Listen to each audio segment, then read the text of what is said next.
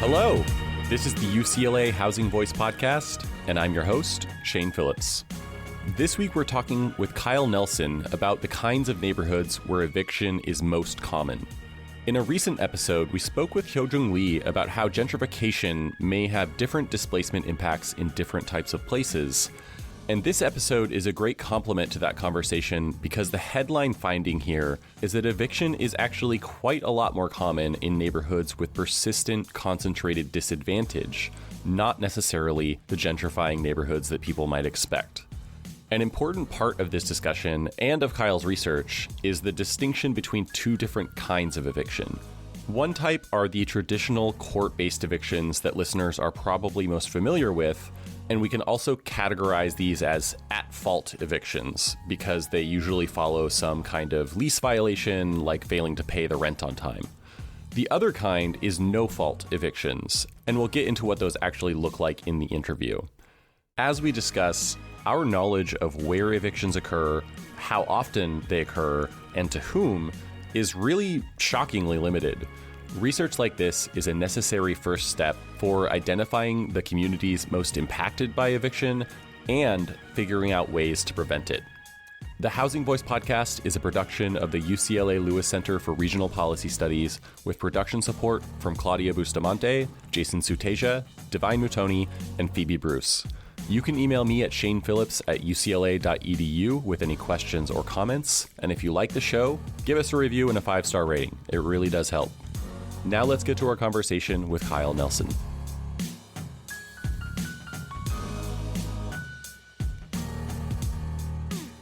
Kyle Nelson is an urban sociologist and ethnographer who got his PhD at UCLA and is now doing research here as a postdoctoral fellow.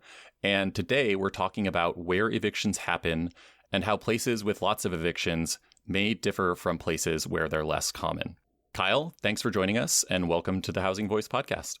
Oh, thank you so much for having me.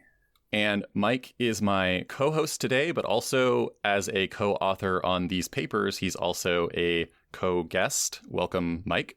Thank you, Shane. I'm going to be much more rude than usual because I have rights as a guest that I don't usually try to capitalize on as a host.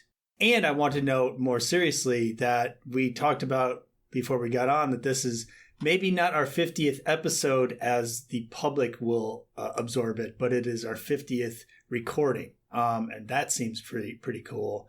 And in honor of that, we're finally going to interview Professor Lenz. There we go. Have we not done that yet? No. Oh, well, welcome. But that's my fault. I was on sabbatical. It's not that I've asked for this sort of thing. I like being on the host side. We'll see how it goes on the guest side. Yeah, I'm interested to hear from this Professor Lenz. All right, Kyle, we always start with a tour. You said you want to talk about Winston-Salem, North Carolina. You've got me, you've got Mike. We're visiting. Where are you taking us? Well, so this is my hometown, and it's a kind of strange city, I think, for urbanists. Just under 250,000 people, top 100 U.S. city by population, and really, like, by all accounts, you wouldn't expect it to be doing that well. You know, in the 90s, we lost a lot of manufacturing, primarily R.J. Reynolds, which is a big tobacco company.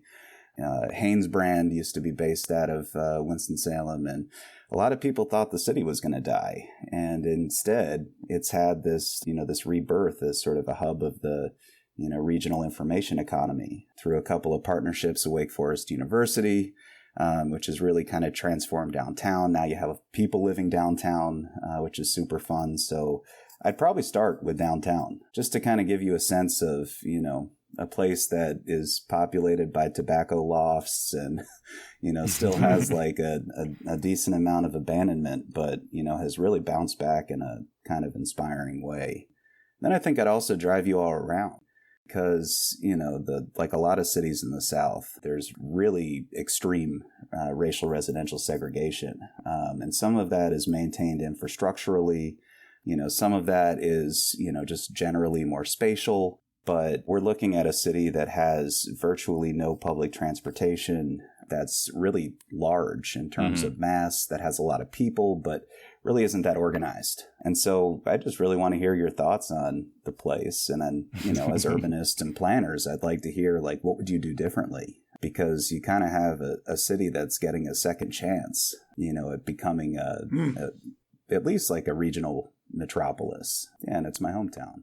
Do you attribute its relative success to anything in particular? Like, do you have any guesses or insights as to why it's done pretty well compared to other places in kind of similar situations? I think some of it's the Sun Belt migration. A lot of folks from the Northeast have been moving to various cities in the Sun Belt. So generally just low cost of living, though, like with a lot of places, that's been changing recently. Mm-hmm. And I think, there's a lot of universities in Winston-Salem. So there's Wake Forest, Winston-Salem State, the North Carolina School of the Arts, which is now part of the UNC system. There's always been an audience for a bigger city. And so I think people were really just waiting for it to happen. And now that it's happening, people are moving downtown. They're going downtown. It's starting to see movement happening in ways that it just wasn't when I was growing up. So today we are going to be talking about two eviction studies that Kyle worked on. The first published in City and Community and titled The Neighborhood Context of Eviction in Southern California, with co-authors Ashley Gromis, Xavier Kwai, and our very own Mike Lenz. That one looks at court-based eviction filings in Los Angeles, Orange, San Bernardino, Riverside, and San Diego counties, which together are home to over 20 million people. The other study is in Housing Policy Debate and is titled Spatial Concentration and Spillover, Eviction Dynamics in Neighborhoods of Los Angeles, California, 2005 to 2015, with the same co-authors. That second paper looks at two types of evictions in the city of LA with very different trends and that seem to affect very different communities. So the two papers are both looking at the types of neighborhoods that have the most evictions, Kyle. What's the motivation for trying to understand that better? Yeah, so at the time, and we can talk more about the origin story of Mike and I's collaboration, but at the time, we knew a lot about what Mike and I call the individual life of eviction, right? The sort of demographic determinants of receiving an eviction filing or being disruptively displaced as a result, of eviction. Mm-hmm. So, we didn't necessarily want to write that paper, right? Academics, advocacy communities really knew about evictions demographic risk factors already. And, and we had a data set that didn't allow us to do the kinds of analyses that facilitate studies of eviction's individual life. And generally, I've always been preoccupied by what I call the institutional life of eviction, right? Focusing on the institutional processes that produce outcomes like eviction filings or eviction lockouts. And nobody had really done that work in Los Angeles before. And, when I started graduate school, like a lot of people, I was inspired by Matthew Desmond's work. But the kind of eviction data that Matt was able to collect in Milwaukee was virtually impossible to collect in Los Angeles. And so, Mike and I actually met as we were troubleshooting, trying to collect point level eviction data in Los Angeles. And, after a lot of conversations, we figured out how to troubleshoot the problem. So we ended up getting data from a company called American Information Research Services. It included addresses listed as premises on eviction filing. So then we started thinking about spatial dynamics, and it helped that I was working, at the time with a really talented quantitative methodologist named Ashley Gromis, who ended up becoming a co-author on the paper. And Ashley had this experience with her dissertation research because she was studying the spatial dynamics of vaccine exemptions in California. And so I think the idea to focus on totally irrelevant research in the 21st century. Yeah. And to be clear, this is pre-COVID, right? Yeah. This was pre-COVID, so... This is like measles, mumps, rubella, those kinds of things. This is like 2016 or 2017 or 18, yeah. Yeah, so if you're ever trying to figure out like what's important to study, you should talk to Ashley first because she's got a pretty good hit rate. Yeah, so, our papers look at how demographic characteristics are expressed spatially and how different types of eviction are spatially patterned. both in the city of Los Angeles and also throughout Southern California. To build on that, I mean, first of all, it's really cool just to kind of remember Kyle and I bumbling into each other, and then I'm doing most of the bumbling because Kyle had spent a couple of years by that point volunteering in eviction defense clinics, spending a lot of time observing this institutional life of eviction, at least in the Stanley Mosque Courthouse mostly, which is in downtown Los Angeles. So I knew nothing about eviction aside from what Matthew Desmond taught me in that really groundbreaking book. And then I met Kyle, and as is, I think, the best case scenario for any faculty member at any stage of their career, got to learn a ton from somebody who was a student at the time and, technically is a student of mine because I was on Kyle's dissertation committee, but it's very unclear who the Anakin and who the Obi-Wan Kenobi is in this relationship. Just building on also our motivations, I think for me, going into this, I'm somebody who studies neighborhood dynamics, somebody who studies neighborhood effects, neighborhood processes, neighborhood change, segregation, and other spatial issues. But connecting to eviction, I felt like we've often been told a story related to issues of gentrification and displacement, that the areas where we are most likely to see rises in eviction rates are the places where, the rent is getting more expensive. And as a result of the rent getting more expensive, landlords are more likely to push people out through various tactics. One of those tactics being eviction, whether informal or formal.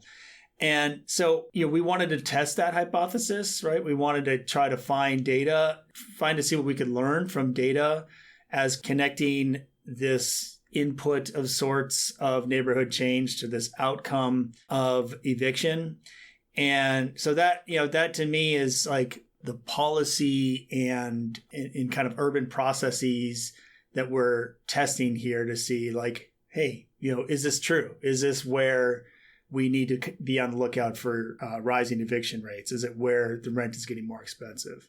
Yeah, Mike, building on that, I think it's really difficult, and, I'm not sure who has successfully done this yet, to connect neighborhood characteristics or changes in neighborhoods to the outcome of eviction. What was your strategy, or what methods did you use to try to do that in these papers?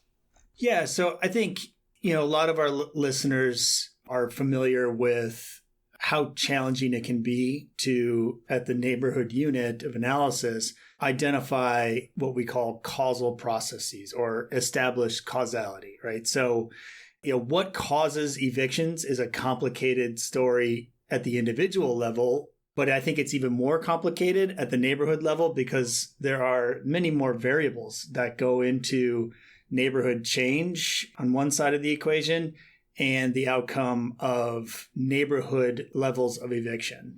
So I think first, we want to be kind of humble in how we present that. So we did not account for selection bias for something that we might call reverse causality, right? In which evictions might relate to neighborhood change. We have some methods in which, by looking at different points in time. Like you're sort of saying, it's not that the changing neighborhood is causing rising or falling evictions, but rather, let's say, rising evictions because of that churn are actually causing the neighborhood change. So like that's the reverse causality. Right. So these causal mechanisms can go in both directions. Mm-hmm. And Kyle, I'll turn this back over to you. We're talking about, in these two papers, two different kinds of evictions. But in the Southern California paper, the one that looks at all 5 of those different counties together, you looked just at court-based eviction filings. So I think we can start there. I'll just ask all of the big picture questions at once. What do these kinds of filings represent? Where did you see them concentrated? And what kinds of characteristics were associated with the neighborhoods where they were most common, whether that's, income, racial and ethnic makeup, housing type, or otherwise? Yeah, so, in this study, we're looking primarily at court-based eviction filings, right? This means is that the landlord goes to the court, and the landlord, as plaintiff and in a civil jurisdiction lawsuit, files a lawsuit against their tenant. They file the lawsuit against the tenant over the issue of possession. And then, they're given a court date and the eviction process ensues. But we're looking primarily at this moment of filing, right? Because we don't have information about eviction outcomes, which is a feature of trying to study eviction in Los Angeles. And, just the general process and a frustrating process at that, of trying to get data on eviction outcomes, even in the aggregate. It's virtually impossible. Can you say really quick why Los Angeles in particular does not have the outcome data available? Ooh, this is fun. Well, when we were doing the study, it was primarily because, the court system in LA County just didn't have the case management software. They were using incredibly old technology to try to keep track of all of this stuff. And until Mike and I started asking these questions and advocates started asking these questions, I don't think many people had even asked for this data. This is the largest county court system in the country. Is that right? Yeah, and a lot of people say in the world. This is the 21st century. This is the largest economy on planet Earth, right? Yeah, and they were using computer systems that were so outdated that, they couldn't pull data off of them. So while some counties in California report aggregate data on eviction outcomes to the statewide judicial council, LA County never did. And, and the process to update the system, at least, at the time, was so onerous and costly that it just was never going to happen. That started to change, and now we're having conversations, myself, advocates around California. We're starting to have these conversations now where it's, can we use legislation to compel courts to report? Can we use kind of relentless Public Records Act requests to compel? Where it's more costly for them to keep responding to those than to just update their systems. Yes. And so, and the other thing that's happened is that the LA Superior Court system has modernized their case management. Now, whether or not that's made its way to eviction courts, that's another question entirely. But, change is happening. But all of this is to say that when we were doing this work, you could not get this data. You could get aggregate filing data by bugging them a lot. But outside of that, we really couldn't. So much so that the company that we received these data from, the American Information Research Services, which I believe has sold this product since then. And so it's a different entity that holds these data now. But they were so behind the times that this company would send individuals to pull physical files and copy and write into their own database on a laptop the information on every eviction filed. And I can't remember how many records you're restricted to pull in a day. So somebody would show up there, grab 100 files, sit in the lobby and type these data into a laptop. And then that was how this company created the database, or at least rounded out the database for LA County from the courts that still only did paper files. This is completely different from people that, study Milwaukee or Cleveland, where they email a clerk and the clerk just sends them everything. It's hard to really get across how difficult it is to do this work in Los Angeles. Politicians didn't know anything about eviction filing volume. Advocates didn't know anything about eviction filing volume. I don't know if the courts knew anything. So it was really, it's really a special place when it comes to data inaccessibility. So we've talked about sort of what these filings represent and what they don't represent, because we're talking about filings and not actual executed evictions. But then how about those follow-ups on about where you saw these evictions concentrated and the neighborhood characteristics where they were most common? Yeah, so we found that evictions tend to be concentrated in areas with high shares of households, below poverty. and high shares of African-American residents. And what I think is really important about those findings is that this isn't just in one city. This is across 5 counties. And as you pointed out before, 5 massive counties that have incredibly different housing markets. Never mind the fact that, we're also kind of nested within a regional housing market. And the thing that's, I think really shocking is that even across all of these different contexts, we found the same characteristics were predicting where evictions were going to be concentrated. And as far as I know, this was the first study that looked at a sort of comparative perspective, because a lot of people had identified that evictions were happening in areas with high shares of socially marginalized residents, that evictions were happening in places that are generally considered to be low rent. But as far as I know, nobody had really done that work comparatively. And so, we found that not only did our findings, conform to what we would have expected based on this massive literature, right? But they also hold across a lot of different housing market contexts. And, that's important, I think, from an empirical perspective, but also a policy perspective, because it really gives us a sense that, evictions are not distributed equally in space. They're not equally distributed in the population. And so that gives us, as academics that are interested in participating in policy conversations, that gives us a really important, finding to figure out, like, why is this happening? What can we do about it? Right. And I think Kyle and I came into this, Kyle and I and, Xavier and Ashley, we came into this thinking that there are at least 2 broad characteristics of neighborhoods that we might think are associated more or less with evictions. And they're not mutually exclusive by any means, but one of these characteristics is what you might call concentrated disadvantage, places with lower incomes, places with higher shares of racial minorities. And on the other side of the equation, it might be places that are not necessarily advantaged, but are rapidly appreciating in advantage, we might think are indicative of gentrification.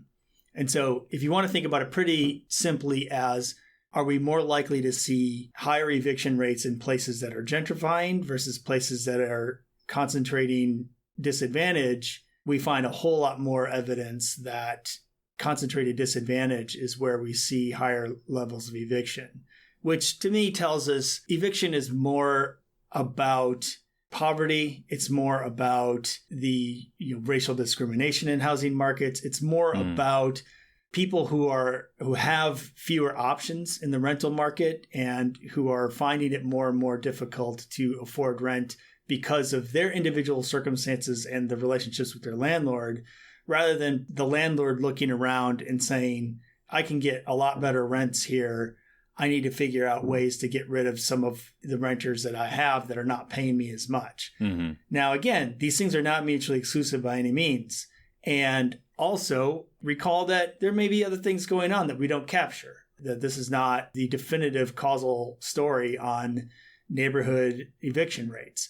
But, for now, I feel more confident in saying that we need to look at places that are still locations of concentrated disadvantage rather than places that are gentrifying as the most likely neighborhoods that are seeing high eviction rates. Yeah, and the question about gentrification is an interesting one because... For sure. We didn't find that direct relationship, but, a finding from the second paper, and I don't think it even made it into the final draft of the paper, that was kind of interesting that we didn't push, was that the places that had the highest eviction rates at time 1 were places that were gentrifying or had gentrified by time 2. And so, right. That suggests to me that we're kind of asking the wrong questions about eviction, right? It seems like eviction is something that happens before gentrification. And that's something that our findings support. So while we can't really, talk much about causality, I think we're almost like bracketing the question of causality altogether, because in real time, evictions are happening in remarkably similar neighborhood contexts. Now, whether or not those neighborhoods ultimately gentrify, or whether or not, these neighborhoods continue to be poor or disadvantaged for a long time, that's another question entirely, right? But if you're a policymaker trying to get a sense of, well, how do you, decrease the number of evictions? I feel like our paper has provided a roadmap, at least to identify the areas that you would expect there to be significant eviction risk. Mm. So that's court-based eviction filings, which are the focus of your Southern California paper. As I said, in your housing policy debate article, you also look at Ellis Act eviction petitions. Tell us what those are and what distinguishes the two eviction types in terms of landlord motivations. How did you expect the different motivations or purposes behind Ellis Act eviction petitions to impact their spatial distribution in relation to court-based eviction filings? Like, how did you expect them to differ?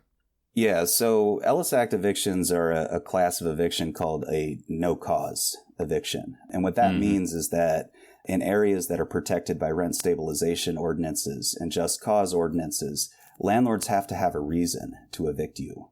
So when we're studying court-based evictions, we're studying evictions for cause. But in places like the city of Los Angeles, a landlord has a set of exceptions to just cause, right? Where they can evict tenants for no cause.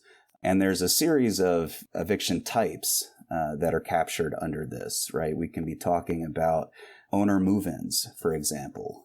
So if the owner of an apartment complex wants to move into one of the units in a complex, then they're able to evict a tenant, without cause. Mm-hmm. Ellis Act evictions are evictions that occur because the property owner, the landlord, wants to withdraw the building or the unit from the rental market entirely. And to do that, they have to petition the housing department, right, or whatever the entity is that, processes housing cases. Right. And just to be clear, this is a statewide law. So apartment owners, rental unit owners in any city in the state are able to do this, but they have to go to their respective housing department or the equivalent.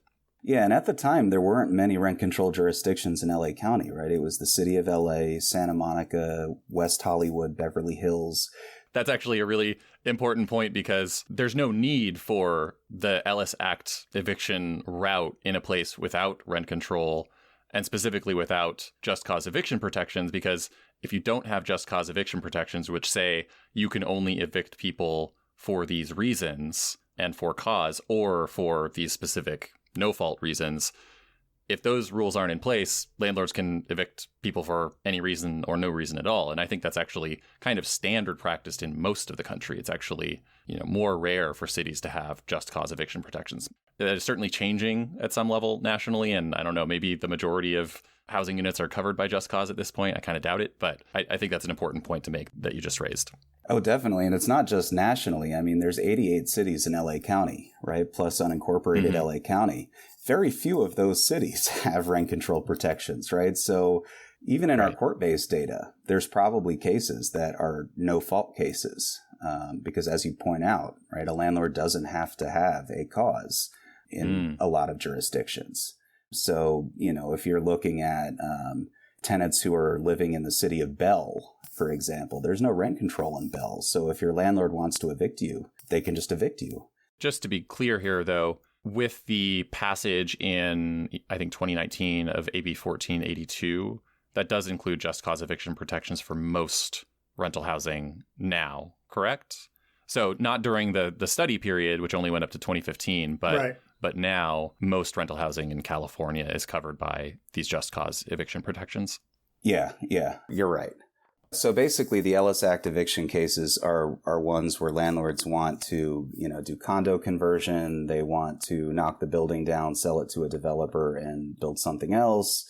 There's a lot of hotel development that happens with the Ellis Act. But basically, these are a particular type of eviction that can only happen, at least in the period that we were studying, can only happen in a handful of places, right? So one of the reasons why I think the spatial concentration measures were much weaker for Ellis Act cases is that they really could only happen in a handful of cities versus eviction filings that are happening through the court system, which can literally occur anywhere in the county. And so I think that's part of it. And, when you talk to advocates about where Ellis Act evictions are happening, they'll tell you, well, they're happening in places like Venice Beach, Santa Monica, West Hollywood. They're happening in places that have a very different, demographic profile than the kinds of places where court-based evictions are happening, right? So, that was something that we were interested in, because one of the things that I'm fascinated with as an urban sociologist is how we can kind of take this incredibly complex phenomenon like eviction, and we can turn it into an outcome without really asking ourselves, what is it that's actually happening here? And so when I was studying eviction in Los Angeles, well, there's so many kinds of eviction that are happening. Do they all exhibit the same type of spatial dynamics? Or is there something different, right? Is there a different mechanism that is shaping variation in outcomes? And so that was that was one of our main hypotheses for that paper, is that, well, there must be different mechanisms here. And as Mike pointed out before, Ellis Act evictions are happening because, landlords decide that there's some kind of better use or more valuable use for the space, right? Whether they're going to offload the building entirely, whether they're going to continue to own it but turn it into some other type of function, which is really different from a court-based eviction. Because landlords that use the Ellis Act, they can't re-rent those properties, at least in theory, for, I believe, a period of 5 years. Right? So it's not like you're using the Ellis Act to evict tenants and replace them with, higher paying tenants. You can't do that. So, we had an idea that the underlying mechanisms would be different. Right. And I think the economics are obviously very, very different, right? And part of that has more to do with the demand side of the equation. So the tenant side, if you're looking at court-based evictions, again, we have a lot of evidence from the literature that obviously people that are more likely to experience evictions are, living in poverty. We confirm that in our spatial research. And then where do we think Ellis Act evictions are more likely to occur, at least? It's places where landlords have a better option. One option that might have very little to do with economics is that the landlord wants to take over the unit and live in it. That's probably a little bit more randomly distributed.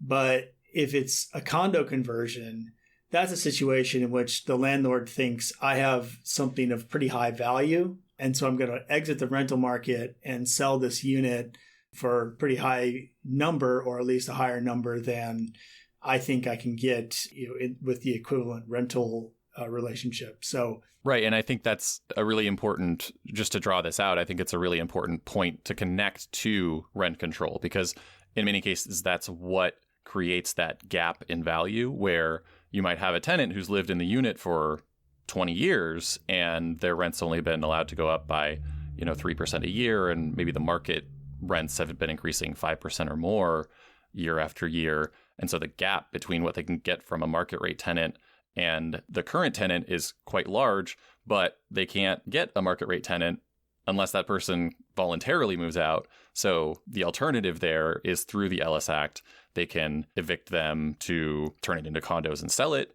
or to perhaps redevelop the building into more apartments that will not be subject to that rule because they're new. Yeah, and tenants essentially can get evicted twice during the Ellis Act process, right? The first time is when they receive notice that they have 90 days to vacate or 60 days to vacate. And the second is if they don't vacate within that period of time, then the landlord will file an eviction with the court system. And I wanted to add that when landlords file these petitions, they also have responsibilities to tenants, right? And that's mainly they have to give tenants time to move, and they have to give them material relocation assistance. And so, and there's different classes of tenant as defined by various housing bureaucracies, right? So older tenants, people who have been in their apartments for longer, folks with children, are entitled to larger benefits than, let's say, a single person who's living in a unit for 2 or 3 years. Mm-hmm. And, that makes sense just because certain people have greater needs, but also, again, tying this to kind of the gap between the rent and what can be achieved by doing something different with the property. that person who moved in just a few years ago is paying pretty close to market rate. Whereas, again, someone who's lived there much longer probably is not in a rent-controlled jurisdiction like Los Angeles. So zooming into LA, let's talk about the actual eviction trends over time for both kinds of evictions. How many court filings and Ellis Act petitions were occurring, and how did those numbers shift year to year from 2005 to 2015? Yeah, so I guess the first way to answer that question is that there's a huge difference in scale. There are far, far, far more court-based evictions, being filed than no-fault evictions, petitioned, in the city of Los Angeles. So I think that's the first thing to kind of take note of, is that even though these are technically like two types of eviction, they're happening at very different scales. So, we're studying this period of time between 2005 and 2015. 2005, there are 55,322 evictions filed in LA County. During the Great Recession, that number jumps much higher, right? We get all the way up to 72,167 evictions by 2008. And it really takes like 5-6 years for those numbers to get back to pre-recession levels. In fact, the numbers don't return to pre-recession levels until 2015. The general trend in LA County is that there used to be a ton of evictions filed, like a ton. In the year 2000, which is the oldest date in the data set, there were as many as 81,000 plus evictions being filed in LA County. The courts consolidate, the economy gets better because there was a mild recession in, the turn of the 21st century. Those numbers kind of fall into the 50,000 range, right? Before they shoot back up again in 2008 during the Great Recession. Then you have this period of recovery until about 2015, when evictions are finally back to their pre-recession levels. And then at that point, we start to see, and this is sort of a bit of a paradox if you follow the way that eviction is covered in the press, we start to see evictions declining at a pretty significant rate, culminating in 2019 when there were only 40,572 evictions filed. Of course, after that, you get the COVID era with, all of these tenant protections, the so-called eviction moratorium. And, as those protections peel away, now we're seeing the numbers are shooting back to pre-COVID levels. So this was one of the findings in both of the papers, is that eviction filing volume, at least for court-based evictions, is definitely sensitive to these kinds of large-scale economic shocks. In moments where the economy's bad and there's some sort of, really bad economic event, right? Whether it's, the Great Recession or if it's the COVID-19 pandemic and the lockdown, evictions just skyrocket, right? So that's the general trend. And, we noticed an inverse trend with Ellis Act evictions, right? When court-based evictions were high, Ellis Act evictions were low. And when Ellis Act evictions were high, court-based evictions were low. But, again, I want to caution listeners from taking too much away from that, in large part because the scales are so different. There's thousands of Ellis Act eviction cases. There's tens of thousands of court-based eviction cases, right? So, the trends are inverse, but I'm not sure that we can necessarily say that when times are good, landlords resort to the Ellis Act, and when times are bad, they use the courts. We can't say anything like that. Yeah, that's a good point.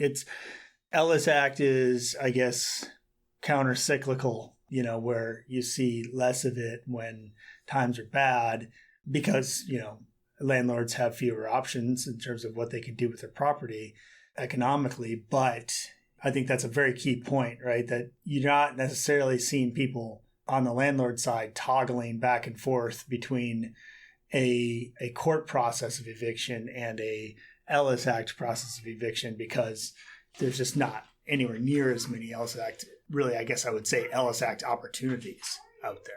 So let's move on to talking about the actual neighborhoods where eviction filings were most common, or maybe the characteristics of the kinds of places where they were most common. Maybe it will be easiest to separate these findings into the results that mostly align with expectations and previous research, and those that were maybe a bit more surprising. We can start with court-based eviction filing rates, and specifically the cross-sectional data that just looks at associations between evictions and neighborhood characteristics at a couple points in time, which is 2005 to 2009 and 2011 to 2015. I think listeners will not be that surprised to hear that filing rates are lower in neighborhoods where a higher share of the population has a bachelor's degree or higher, or that neighborhoods with a higher Black share of the population experienced higher rates of court filings, given what we know about the marginalization of Black people in our economy and in the housing market, and just from previous research on eviction. You also saw higher court-based eviction rates in places with higher rents, higher median home values, median incomes, and vacancy rates, and in neighborhoods with more units funded by the low-income housing tax credit, and just more new units generally. Did any of those surprise you or raise interesting questions? In the 2011 to 2015 period, the highest prevalence was clustered in South Los Angeles, the Harbor region, and the San Fernando Valley region. You know, the one that was truly surprising to me was the San Fernando Valley. We typically think about the San Fernando Valley as like, you know, anywhere between a middle class and upper middle class to upper class utopia in a sense, right? A place with, you know, with a lot of homeowners. We don't typically think about, you know, the San Fernando Valley as being a place with a lot of poor renters. Yeah, we've all seen Clueless. And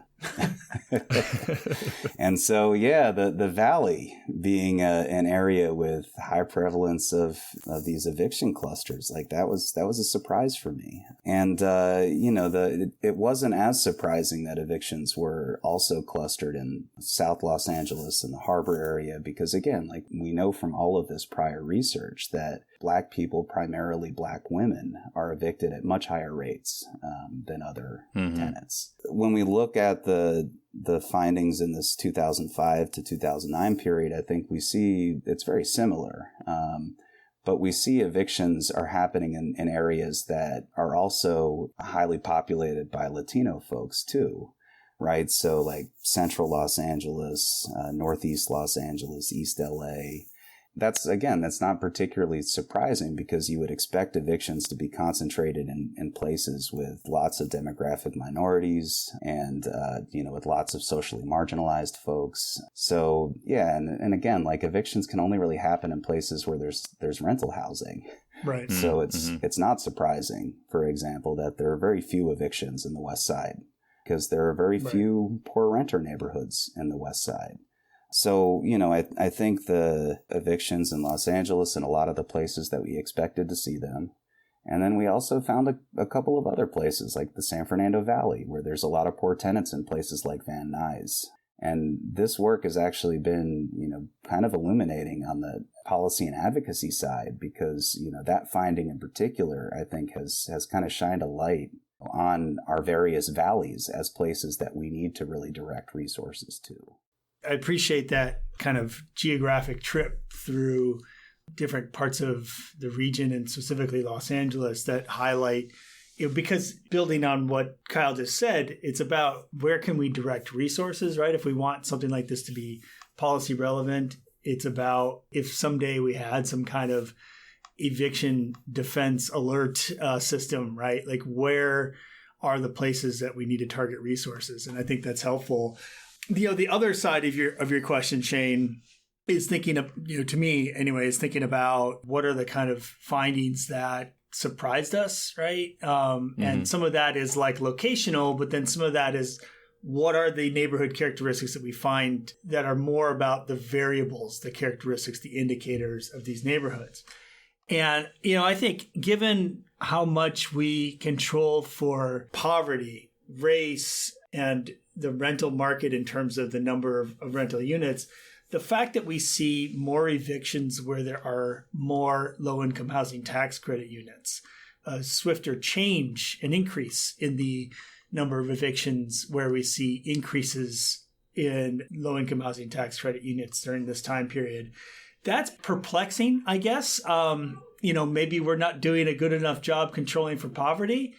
But we would expect, all else equal, that if you have more subsidized housing in the form of low-income housing tax credit developments, if you have production, active production in low-income housing tax credit developments, that would help absorb eviction type problems, right? Where you would have fewer people that are falling behind on the rent because the rent is subsidized. And so that's a perplexing finding. There's a growing area of research on the extent to which people are being evicted from anywhere from public housing to people using housing vouchers to people occupying low-income housing tax credit housing.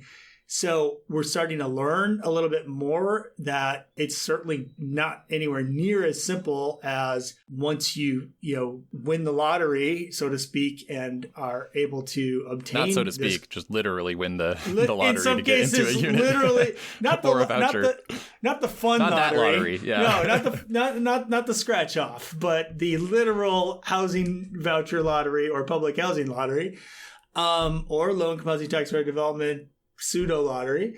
You would think that people are protected from eviction outcomes if they live in subsidized housing, but that is far from the case. Public housing authorities evict, but also when you live in a tax credit development, you largely have a private landlord, and there's no reason to think that you're necessarily any more protected than somebody who is living in a market rate unit. Yeah, and maybe it sort of points toward the difference between just having a low income and having a volatile income, because if you're someone who makes $30,000 a year and is eligible for a low-income housing tax credit unit, it's great that your rent is lower than it would otherwise be. But if you have a 3-month period where you just can't find enough work or any work, then you're still very vulnerable to falling behind and being evicted. And I think, that's more likely to happen probably when you're paying with a voucher to a private regular landlord than maybe in a low-income housing tax credit project or public housing project where they might be a little more flexible and give you a little more leeway. But yeah, I think that's an important point to make. Mike, I want to actually follow up here. In the Southern California paper on court-based evictions, you wrote, quote, "Explanations for eviction prevalence in a neighborhood generally fall under 2 categories. Either neighborhood change explains eviction prevalence because residents cannot afford increasing rents, or evictions are concentrated in neighborhoods with higher proportions of low-income residents and/or people of color. In our study, we find much stronger support for the latter explanation. In other words, court-based eviction filings are less likely to occur in neighborhoods with rising rent or income levels than in neighborhoods with higher poverty rates or shares of African American individuals." Unquote. In our recent conversation with Hyojung Lee, Mike, you said that his research with Kristen Perkins had you more convinced that there really is an association between gentrification and displacement. And I imagine, you can correct me if I'm wrong, that your own research with Kyle here may partly explain why you weren't all that persuaded by neighborhood change and gentrification as drivers of eviction before. I'm wondering, is there any tension there between your findings for Southern California here and now Hyojung and Kristen's more recent work? Well, the obvious answer is that Kyle, Ashley, Xavier, and I are right, and everybody else is wrong. But if I'm going to be more diplomatic, shout out to Kristen and Hyojung. We've talked a few times on this podcast about eviction research, which is in some ways an exploding area of research, and I think an important one for sure. And certainly one of the things that we've talked about is that eviction comes in many forms, and eviction is not synonymous with displacement. It's, I think a few measurement things are important to keep in mind, right? That whether it's court-based evictions or no-cause evictions, which, we have 2 papers that kind of focus on, those are 2 flawed measures of eviction, or at least limited measures of eviction that don't capture every way that a landlord is either trying to remove a tenant from their unit or is ultimately successful in removing a tenant from their unit for myriad reasons. So our measures of eviction are limited. That's one thing. So, and then obviously, to the extent that we have limitations in how well we're capturing this broad phenomenon of eviction, we're even more limited in capturing a broader phenomenon of displacement, right? I think that you have to be very precise about kind of what thing you're looking at and what the limitations are when you are looking at eviction and which form of eviction versus broader phenomena such as displacement. And so I found Hyojung and Kristen's work to not only put at least a bit of a caveat on the conclusions from our own work, but really more this broader literature on the role that gentrification plays in this thing we call displacement that is bigger than eviction, right? It's, accelerated patterns of mobility out of neighborhoods by lower income people, or however we want to define the kind of vulnerable group.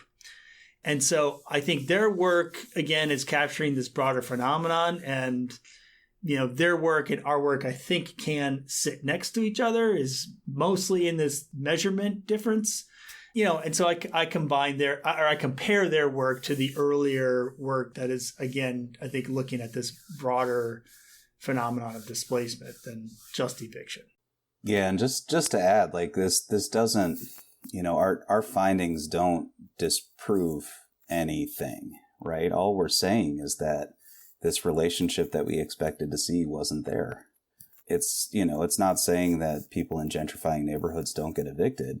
It's just that, when we look over these large periods of time, when we look over these large swaths of space, we don't see what we expected to see. Like I mentioned earlier, we do see that there is kind of like a lag effect, right? Evictions tend to predate gentrification and when the processes through which neighborhoods gentrify.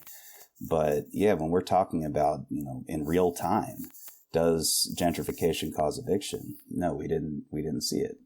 It's possible that, the folks that would be displaced by gentrification were already displaced prior to gentrification. But, this requires a study in and of itself. And I'm not sure we have the data on eviction or the census data to be able to draw those kinds of conclusions. So coming back to some of the results here, we've really just talked about the associations between neighborhood characteristics at a point in time and eviction rates during that same time period.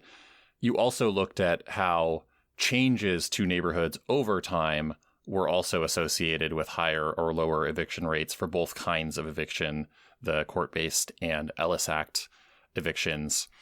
In that part of this analysis, what did you find there? I think the real finding, the Ellis findings are just they're kind of complicated.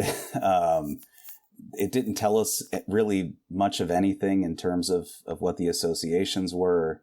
With the court-based evictions, though, I don't know what you want to call it, like how durable the associations are over time and across space, right? Especially with households that are at the poverty line or below poverty, and a neighborhood share of African American residents. Like I think that's a pretty big deal.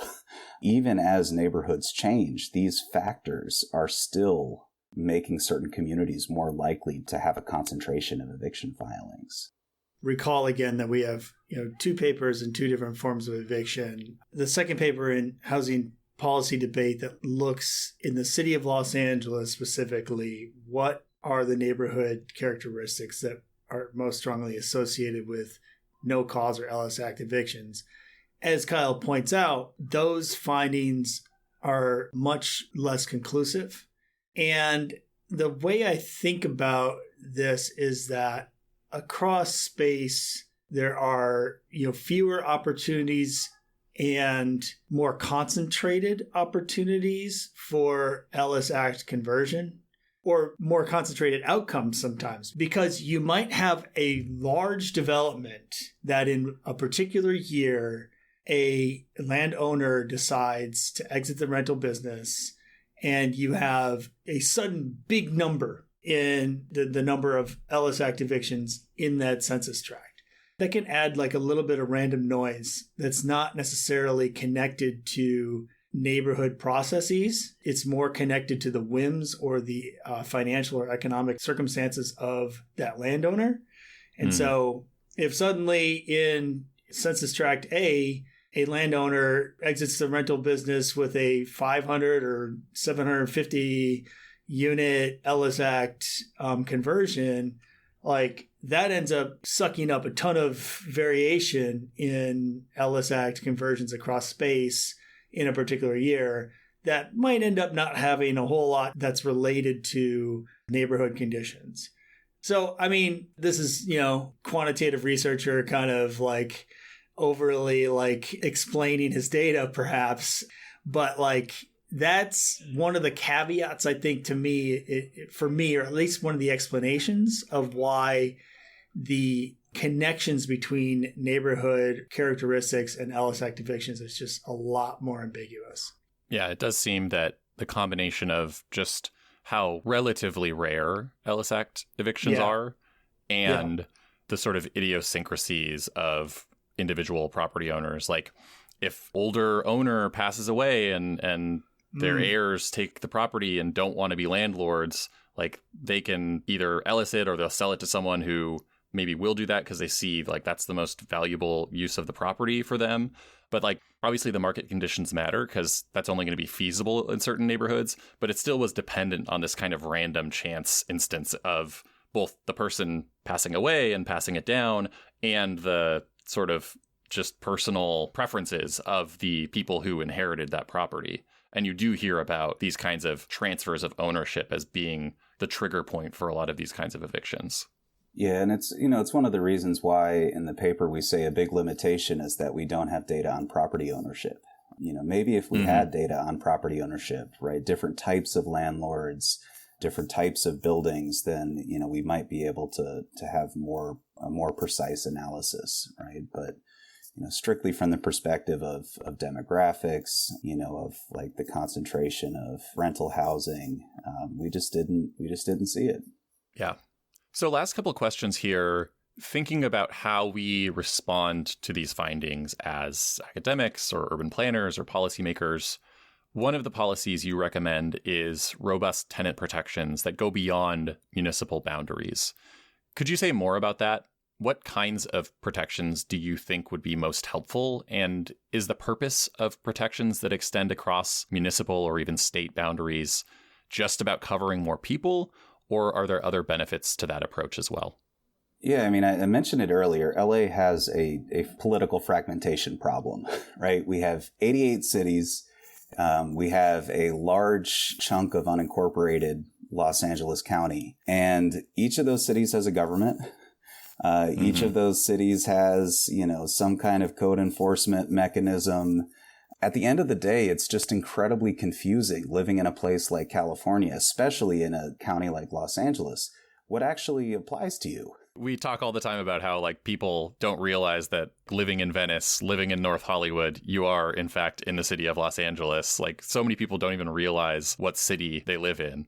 Exactly. And so I would say like the foremost reason to have broad-based tenant protections that cover as many people as possible across jurisdiction is just that you just want to get rid of the confusion. You want to make sure that, people understand what their rights are and aren't having to pay attention to the way that, again, I feel like I'm picking on the city of Bell, but how the city of Bell fits within LA County, fits within the state of California, right? That's really hard for anybody to do. Never mind, like, if you're facing eviction, you're under a ton of stress. So, the broad-based protections, I think, first and foremost are important just to really standardize people's rights.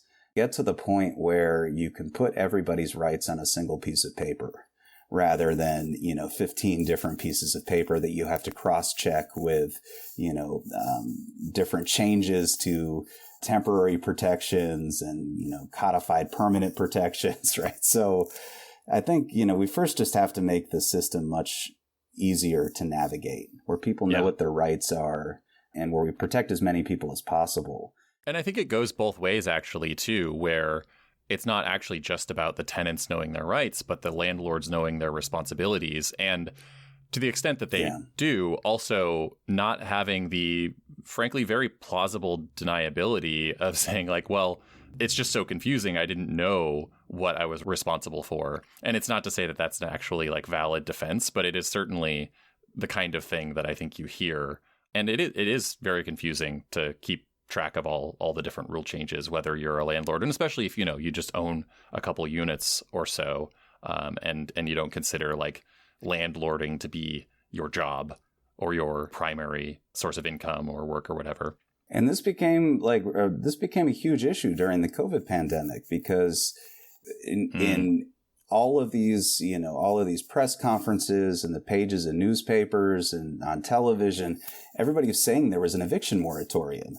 But in reality, evictions could continue, right? Tenants could still get evicted. Landlords could still evict. And there was so much confusion over that process that we created these policies that ultimately failed both landlords and tenants, right? And so again, this is a fragmented region in a fragmented state. But we need to start making policies, especially housing policies, that cut across these boundaries, because otherwise nobody has any idea what the rights and responsibilities are. And although you do recommend these broad and consistent tenant protections, you do make an exception in the case of neighborhoods with large or increasing shares of Black residents. Tell us more about why you think that exception is important. And thinking about actual policies and practice, what might it look like to prioritize Black neighborhoods and their residents with these protections or different kinds of protections? Well, so first and foremost, I think it's important to keep in mind that these aren't just neighborhoods. Oftentimes, these are cities. And these are cities that have local governments that can make life, better for Black residents. Thinking about cities like Lancaster, Palmdale, cities in the southeastern part of Los Angeles. For a couple examples of cities that maybe do the opposite of making life better? Is that where you're starting? Yeah. Sorry if you're a leader in Lancaster or Palmdale, but I just insulted you, and I'm not sure I take it back. So, I think first and foremost, it's not just talking about targeting neighborhoods. I think it's, there are cities where Black people in particular are far more likely to get evicted, right? Where eviction is a much more likely reality than other communities, right? So, first and foremost, we can kind of can bolster the tenants' rights regimen in these places. Second, I think that there's a lot of ways you can do targeted outreach. This is one of the kind of policy tragedies of not having, available eviction data, is that we don't really know, what are the zip codes where people are disproportionately getting, eviction filings. Because if we knew where those places were, we could have targeted outreach. We could have folks knocking on doors. We could have ad buys in the media. We could have, billboards and park benches, right? We could get the message out so much more effectively. We have billboards. They're the syphilis explosion and and housing is a human right billboards by the same There company. Literally was one of those outside of my apartment for about 2 months. So now we're going to have to provide a link to a picture of these billboards. So I apologize to the non-LA residents who have no idea what I'm talking about. We're dragging the AIDS Healthcare Foundation. Yeah, whatever you do not Google. Do not Google this. Don't waste your time. We'll provide the link directly, yeah. Yeah, so, we can do targeted outreach, and I think it's, it's actually happening right now. There's a lot of advocacy coalitions in Los Angeles, including the Right to Counsel Coalition that I organize with a lot, that has been working with the LA County Department of Consumer and Business Affairs to find zip codes to target, right? To have more outreach, to have more tenants' rights clinics, to have lawyers available to represent tenants from, specific zip codes. Right. But again, to go back to the eviction data problem, this is all based on, increasingly more complex estimates, right? This isn't based on actual data. And so the way that you target services, whether legal services, tenants' rights clinic type services, services that are going to help with code enforcement and habitability, you have to know where the problems are. And we just don't. And that's a huge problem, right? So that's kind of how I see this whole thing working, is that you really bolster the rights that tenants have. You make, as many tenants as possible in the state of California covered by the same sets of rights. And then you can really kind of do the work of figuring out, like, what are the cities and what are the neighborhoods that we need to work with to do the same.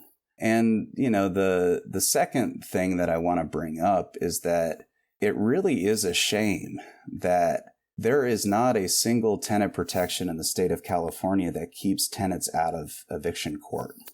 The only way that you get to realize your rights as a tenant when you're defending yourself against eviction is to show up in court and assert those defenses. And, the broader kind of policy vision here is to decouple tenants' rights from this framework where you have to be able to mobilize them legally in your own defense.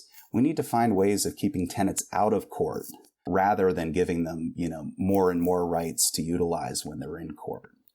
And that's, and we haven't really talked about this, but the reason that's so important is that we know that the majority of tenants are losing their cases by default. And what that means is that when a landlord serves a tenant an eviction notice, a tenant has to respond within a certain number of days. And for whatever reason, there's a lot of reasons, most tenants lose their cases because they don't respond in time. So they don't even, have the opportunity to defend themselves in the first place.